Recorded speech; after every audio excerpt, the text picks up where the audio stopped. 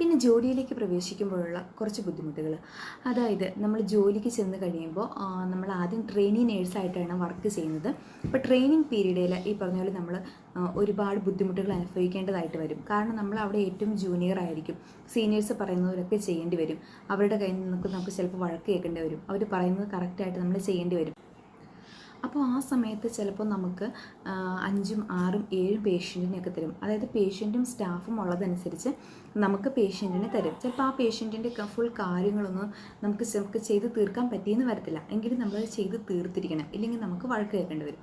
അതുപോലെ തന്നെ ഇനി നമുക്ക് തരുന്ന പേഷ്യൻസ് എല്ലാം ഒരേ തരത്തിലുള്ള പേഷ്യൻസ് ആയിരിക്കത്തില്ല. പല ഡിഫറെൻറ്റ് തരത്തിലുള്ള പേഷ്യൻസ് ആയിരിക്കും. അതുപോലെ തന്നെ കൂടെയുള്ള ബൈസ്റ്റാൻഡേഴ്സും.